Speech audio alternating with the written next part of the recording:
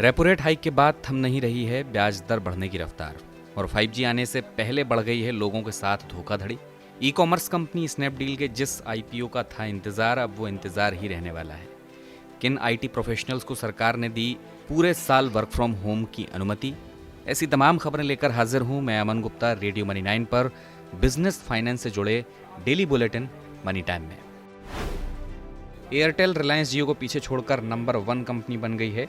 हाल ही में आए दूसरे क्वार्टर के रिजल्ट्स बताते हैं कि एयरटेल का रेवेन्यू मार्केट शेयर जियो से ज़्यादा है। हालांकि वोडाफोन आइडिया का रेवेन्यू मार्केट शेयर लगातार गिर रहा है। अब पंजाब नेशनल बैंक और कैनरा बैंक ने ब्याज दरें बढ़ा दी हैं। PNB ने repo rate linked home loan को 0.35% बढ़ा दिया है। कैनरा बैंक ने भी इसी अनुपात में ब्याज दरों में बढ़ोतरी की है। ये बढ़ोतरी हाल ही में RBI के रेपो रेट बढ़ाने के बाद की गई है।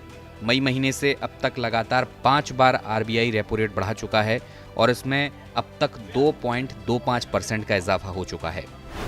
कोटक महिंद्रा बैंक और धनलक्ष्मी बैंक ने FD रेट बढ़ाया है। धनलक्ष्मी बैंक अब FD पर 7.25% तक का ब्याज ऑफर कर रहा है, जबकि कोटक बैंक FD पर अब 6.25% तक की दर से ब्याज दे रहा है। BSNL कस्टमर्स के लिए अच्छी खबर है। 5 से 7 महीने में BSNL की 5G सर्विसेज शुरू हो जाएंगी। यूनियन टेलीकॉम और रेलवे मिनिस्टर अश्विनी वैष्णव ने कहा है कि ये सेवा पूरे देश में एक साथ लागू होगी। BSNL 5G सर्विसेज के ट्रायल की तैयारी शुरू करने के लिए BSNL टाटा कंसल्टेंसी सर्विसेज यानी TCS की मदद लेगा। पूरे देश में अभी 5G की आमद नहीं हुई, लेकिन इसके नाम पर धोखाधड़ी की आमद हो गई है। भारत में 5G के नाम पर बड़े पैमाने का स्कैम हो रहा है। दरअसल 5G सर्विसेज शुरू होने के बाद सभी ये चाहते हैं कि वो जल्द से जल्द इस सर्विस का इस्तेमाल कर पाएं। इसी का फ़ायदा उठा रहे हैं स्कैमर्स आपको फ्री में 5G सर्विस देने का ऑफ़र देंगे और बदले में किसी लिंक पर आपको क्लिक करने को कहेंगे या OTP भेजने को कहेंगे। जैसे ही आप लिंक पर क्लिक करेंगे, मेलवेयर के ज़रिए आपका फ़ोन हैक हो जाएगा। क्या आप भी IT सेक्टर में काम करते हैं? तो आपके लिए खुशखबरी है। सरकार ने स्पेशल इकोनॉमिक जोन में काम कर रही इंफॉर्मेशन टेक्नोलॉजी कंपनीज के कर्मचारियों को दिसंबर 2023 तक पूरी तरह से वर्क फ्रॉम होम करने का ऑप्शन देने की अनुमति दे दी है।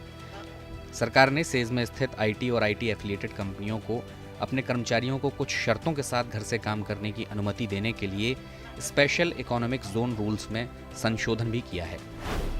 ई कॉमर्स कंपनी स्नैपडील ने अपना IPO टालने का निर्णय लिया है। खबरों में बताया जा रहा है कि कंपनी ने शेयर बाजार के हालात को देखकर यह फैसला किया है।